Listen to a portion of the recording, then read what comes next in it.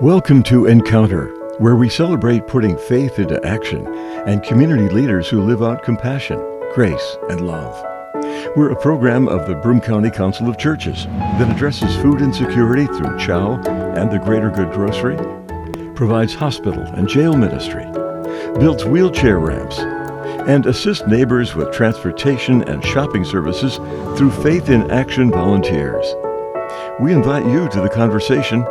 Encounter your neighbors as we learn to walk together in love and kindness. Brothers and sisters, good morning and welcome to the Encounter program sponsored by the Broome County Council of Churches. I'm your host, Mark Kimpland, the senior pastor at the Endwell United Methodist Church. I continue in this program introducing to you new pastors under new appointments in this area, but our guest this morning is not a stranger to the Encounter program or the community. Our guest this morning is the Reverend Chanthasone, who on July 1st began his new appointment as the pastor at the Newark Valley United Methodist Church. Congratulations on that appointment, and welcome again back to the Encounter program. Thank you so much, Pastor Mark, for having me. We're honored and delighted to be here. Fantastic. So this is going to be kind of a two-part program this morning with Pastor Sean. Sean is a very, very busy individual. He is the associate pastor at the Endwell United Methodist Church. He also leads a small Laotian congregation out of the Endwell United Methodist Church, and also now the pastor at the Newark Valley United Methodist Church. So we're going to talk about Newark Valley first, and then we're going to transition into your mission trip that you had this summer to Laos, which was kind of a homecoming for you of sorts, and I can't wait to hear more about that. But let's start local before we go global. How's that? Okay. Let me ask this. How is your experience so far? You are now, 4 months in, something like that, into a new appointment. What can you tell us that's exciting about what's happening at the Newark Valley United Methodist Church? Yeah, the first United Methodist Church of Newark Valley, very unique and special place that I just first discovered about this church and the congregation. Pretty, as you know, pretty located in very nice valley of the Newark, and a very small population there. The first time when I was there to search around and also look around the community, very, very unique community. Very, very close, very small, but even small, they have pretty big heart people. So the highlight of the church ministry is the mission and very small group relationship type. Folk that's very, they know how to connect to each other. They know how to build a relationship, not only particular just in the circle, but also in community. So they also, big mission there. For example, they call a food pantry, or over there they call neighborhood project. Every day they are volunteers and giving out food, not particularly in the Newark Valley, but they travel far. As you know, Newark Valley is more rural area, so they travel to all the way to Ithaca or Owego or Berkshire to help people. And majority member there is a farmer, and they're very hard worker people. But not only that, when it comes to the spiritual ministry, they're very faithful, serving the church and community and neighbor. Just invest their time, daily time, for the ministry. So this food pantry that they have, and you called it what? You had they call a project, a neighbor project. Is that more of a food distribution that goes out, or is it a food distribution that stays within the confines of the church that people come to, or is it both, or how do they do that? It's both, and once again, I mentioned about small community. They have 3 churches there, different denominations. They have Catholic Church, Baptist Church, and they all come together. Not particularly one group doing that, but all come together, set a resource to help community. That's one unique about this area. They team up together. They're helping people with daily food and deliver to them, and not particular just everyday food, but you can come in anytime you need something. They're also providing counseling, providing community need all this, not particularly just a food, Yeah. So it's an ecumenical Yes. kind of community type Yes, of ministry that's that's very going unique, on. man. How long has that been going on for? I believe they've been there for a while. Been there a while. And Okay. and they have the all year long winter, fall, season, summer Yes. program there. Yeah. And they were helping connecting with the school, with community, with the elderly population, and who are not able to come. So this is very big mission in the community. to help. Yes. Yeah. Are there other things, other missions and such, other ministries, outreach ministries and such things that the good folks there? Yeah, I I also found that's one thing I feel fit in right away. What they're not big population, but they're small, but they're very big heart for mission. They just finished collecting the flood bucket for yes.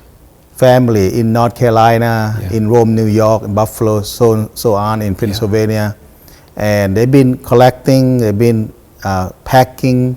Even there are small number of people at the church, but I said they have very big heart. So the Yes, able was yeah. collect almost 80 buckets Oh, that's wonderful. this That's year, wonderful. and then helping and send it out and packing. Yeah. So also in there we have a very big group of the Christian education Okay. that we call young disciple. What it is about the preschool age all the way to high school, pretty active in that community, and also helping not only, once again, not only just a church. In that church they have philosophy called bring the church to community. So every day they not only do everything in the church building, but they do many areas do in community, Yes. such as share with you the food pantry, the young disciple projects, and now they begin to collecting the Red Bird mission, Yes. for Yes. community, and then find something for low income people or winter mission for school, Okay. for school children, Yes. and that who Yeah. have low income, who are not able to afford clothing or winter jacket or anything like that to Yes. help them. Yeah. So it's small number of the church member, but they have very big heart, Yeah, very yeah. active. Yeah, it sounds like That's the one thing I'm impressed with the most about the Yeah, mission. yeah. And also now, one thing beside the highlight of the mission project and all that, I heard the music ministry very big in that community. It's called the Christmas cantata. So we have very passionate music director. Her name is Jewel. She's an organizer. She used to be a music teacher, I believe, and from school. She's organized a big thing.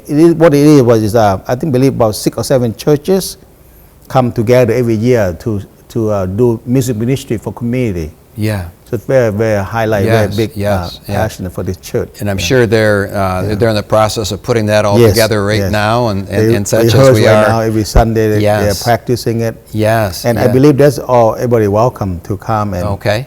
if you have a gift of singing, gift of music, she will be thrilled to have Yes. everybody there. Yeah. So if someone was interested in that, they would just contact the church Yeah, and, contact the church, and see if they wanted to be a part of that then. So small town, small Yeah, number, but yep. very big heart, Yeah, lot of always busy church. And it sounds like they're connected to the Yes. community, Yes. connected to each other as a faith community, but also connected to the larger community, Yes, and that's yes. that is certainly our And call. I'm very exciting to be part of it, and feel very honored to be that, and people very big heart welcome me right away. So that's one thing. Good. And also this church, the first church that they have cross culture pastor. So I'm the first cross culture pastor. In beginning, I'm a little bit hesitant and have, don't know how to go welcome me. But when I was there three months ago, I feel welcome right away. So the people that very. So let me ask. Let's sincere, go down that rabbit hole just for a Yeah. second, if we could. In this cross cultural appointment, which is there first. Yes. Okay. What do you see as the greatest opportunity because of that, Yes. and what do you see as the greatest challenge? Yes. Where would you go with that? Yes, I'm so glad that you asked that, Brother Mark. The great opportunity or uniqueness about this church was is allow me to share my richer culture and to them, or also learn from them as well. Yeah. And to share with you, this family here, a lot is a farmer, and so allow me to learn about their culture, the practice. So I always respect every new place I go. They always have different and unique culture. So the Newark Valley culture is we exchange, And with openness, we open heart, open mind about how we exchange the culture. Yes. And it's very rich in that. And in the 3 months I was there, we was able to share our culture through a dinner together. We have American food, Asian food. We have picnic together, which the Laotian family came, and they came together to have picnic. Wonderful. Exchange the activities, food, and culture. So that's what I've been doing so far, and from them, learn from each other. Yeah. They learn from us, I learn from them, and so far it's very special. What's the biggest challenge? The challenging is a lot of culture we have is kind of shock, culture shock. Culture shock. Yeah, culture shock for the Laotian group that went, and for the Newark Valley group that meet each other. Some of them a little bit culture shock. For example, about food, about we do things, little bit shock to each other. But we learn, we compromise, we kindness to each other. Yes. So this was all Spirit is all about in that in this ministry. Yeah. I always like to ask my colleagues this question, and then we'll jump into your into your mission trip. But our guest this morning is the Reverend Sean Chanthasone, the pastor, the new pastor at the Newark Valley United Methodist Church. I always like to ask my colleagues this question, and I didn't tell you this one was coming, so we'll see where it takes you and such. You have many years, decades in ministry and such things, and here you are in a new appointment. So my question is this: as a pastor who serves a local church in this area of the world, what gets you up in the morning? What excites you in the morning? Yes.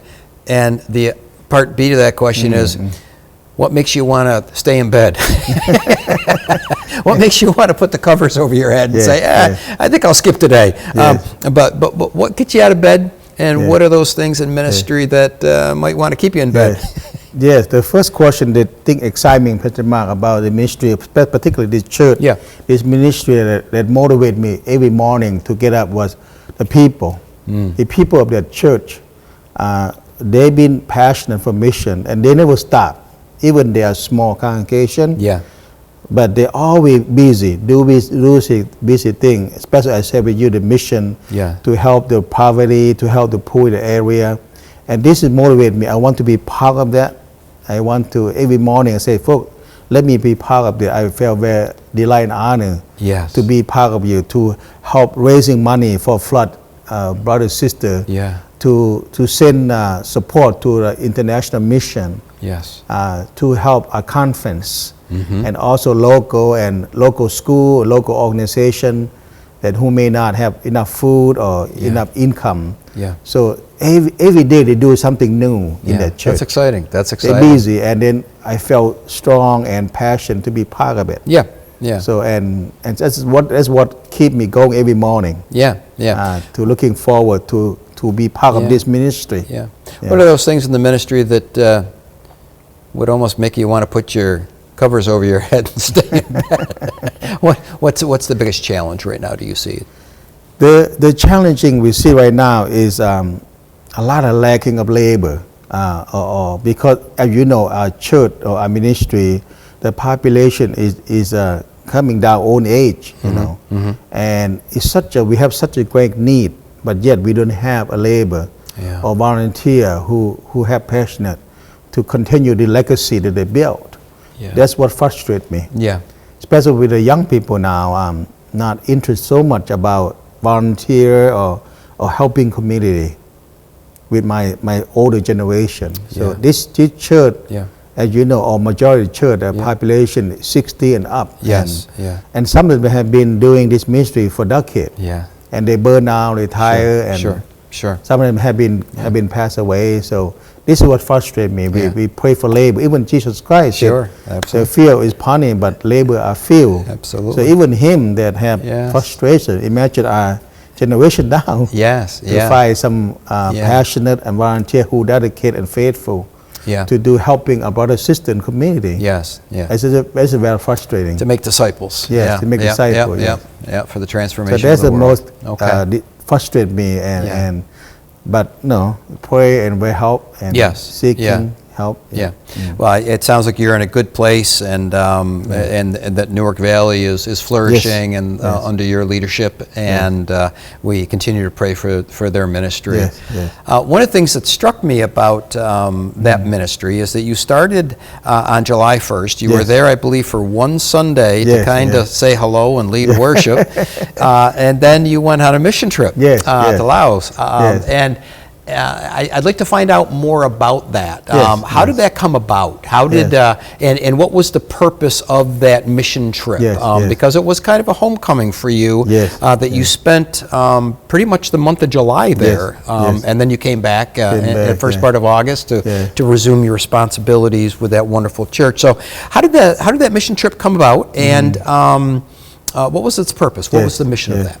A couple, 2 or 3 years ago, when I was in this program, you have spoke to me about mission, and so before I came here, as I shared with you before, came as a refugee, and before I came to the United States to settle here, I have opportunity serving the mission in Thailand with the missionaries side by side with them, and that time is always my passion to reach out to my people, to introduce Jesus Christ, the good news to our people.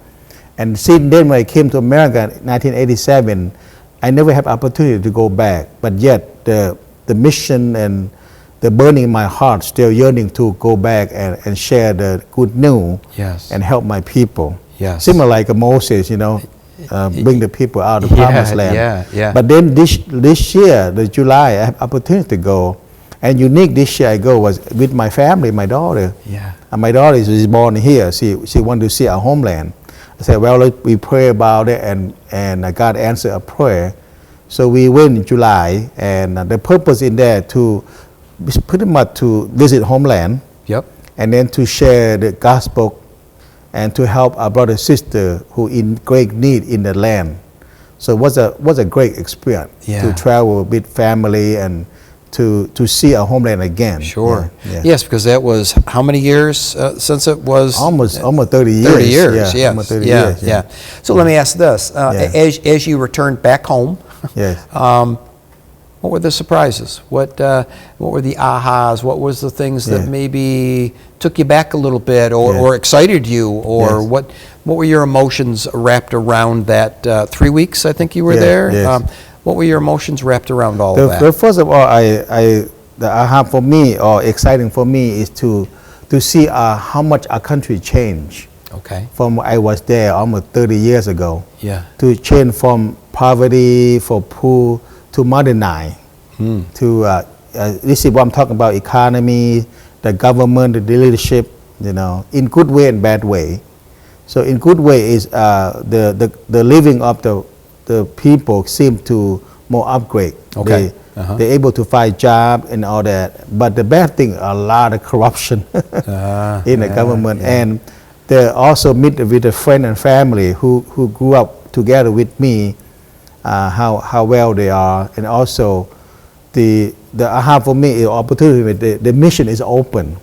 So many Christian happening in Laos right now. As you know, Laos is communist after 1975, and to see the Christian brother sister underground is multiplied, and it's like a fire. It's everywhere, spread everywhere in Laos, and then opportunity to meet with them, and the thing that they motivate me by their faith. Even they face persecution, the poverty, and all that, but their faith very strong. Are very strong in the Lord. They never give up, and they always hang on that relationship with our God. Now you describe a culture that has changed, where it's more affluent and wealthy and all of that, but there's still, like most cultures, there's still areas in which there's extreme poverty and desperation and all of that. And that's kind of where you spent much of your time, as you were explaining it to me, in the jungle and all of that. And the ground is, the church is underground and such. Can you kind of flush that out, though, for our in Laos, after 1975, communists came, they changed the government. It's the communists now running the country.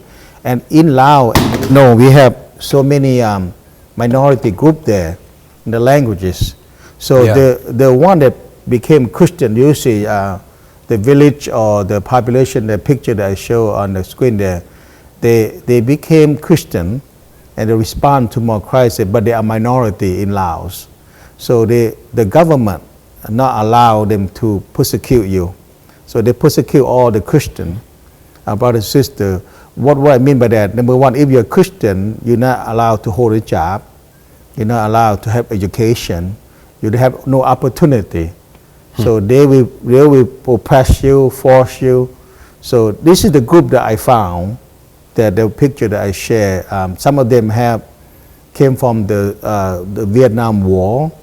Some of them have lost mom and dad, and they have many children that the orphanage in Laos. And poverty for minority was great in there. They have no opportunity because they are faith in the Lord Jesus Christ. Yes. So if you profess that you are a Christian, the government will oppress you. So you no opportunity. Right. So but they are so strong in their faith. Yeah. They never give up on that. Even they oppressed by the government. Yeah. They're still loving God and help each other. Yeah. Amazing. Friends, our guest this morning is the Reverend Sean Chanthasone, who's sharing with us now a recent mission trip that he took to Laos and also Thailand. So what was the biggest, what's their biggest need? In those villages that you you went into and such things, what are their greatest needs that they have from day-to-day life to maybe even their faith needs and such things? What did you find? Well, we asked brother and sister here in America, number one, great need to pray for them, pray for the safety, especially for the pastor, and for the leader who try very hard every day to share the gospel to our brother and sister. So number one, pray for the safety. Number two, pray for the government that we open their heart, but that our brother and sister who become Christian is not a threat to the government. They love in the Lord, they're good citizens. So pray for both, for our enemies and our friends. And also we are running the mission. Especially Christmas coming, they have a lot of these villages have no food. Pretty much the basic need. No food, no cost of living, not pretty much nothing basically. So if you can help this area, we'll be very grateful for our ministry. We still contact all the mission and projects. So as you know in the picture of that we send there, pretty much nothing in there. No basic thing that we every day that we have here. Pretty much none in there. Just physical and very rudimentary daily essentials was probably all. I'd be interested, and I know that you can't talk for your daughter, but through the eyes of a young person that never went, has never seen the homeland, and born in this country and such things. Well, can you share some of her reflections that she might have shared with you? First week she was there, she very shocked how the children her age have nothing. No shoe, some have no clothes, very limited food to eat, and the way they living, condition they live, no electrical, no water, so they very shocked for her. No restroom, no shopping mall, so no McDonald's, nothing like that. All she was shocked, pretty much shocked. But then after 2 or 3 days passed by, her shockness became passionate. She very passionate for her people and very helping, and even when on the way home, she very impressed me the most. She wanted to go back. She wanted to go back and ministry to all what she saw. I was shocked about that. I thought she would be, forget it, I'm not coming back. But it seemed that the Lord very put passion of these people to her heart. So she said one day she wanted to come back and help these people. Right. And how was her interaction with them? Did she find it easy to connect with them on a relational level? In the beginning, to be shy, but then after the couple days passed by, she very relate to them, visit them. She even give everything that she have to them, with her clothes and all that. To the children she have. So let me ask you this. We have about 4 minutes left or so. What would you want to share with our listeners and our viewers about that situation, about that ministry, about that need to to reach out in a way you did very tangibly for quite some time. Yes. Is there something you want to just share, some truth about? Yes. About a mission trip like that and what it does and the need and anything you Yeah, wanna... for the mission, we can go either way with organization that are already working over there, or you can go private like myself, individual, family. So that's how we did. The Lord lay in our heart, and we went to by individual. And I found a little bit more safer and more better than go individual, because you will not be conflict with the government. And then so basically what we did now, we try to organize, we pray listening right now, we try to organize a group who have compassionate to help our brother and sister in Laos or Thailand. So we are planning to go again in a couple more years. Okay.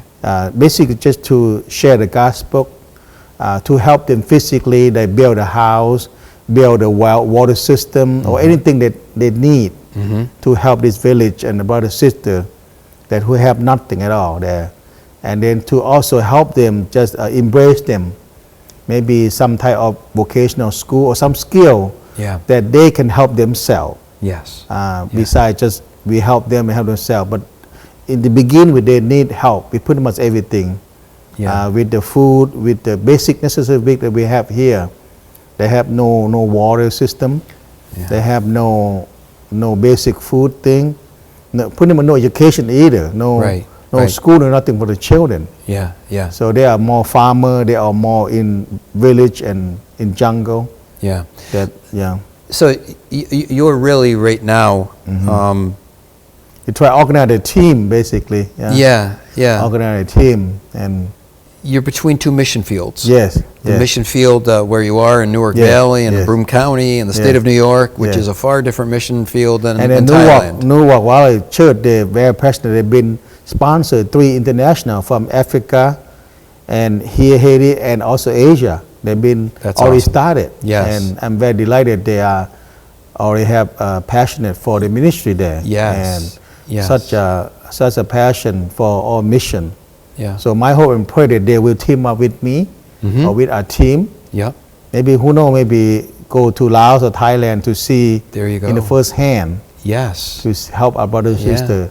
But the great news over there is the gospel is been sharing.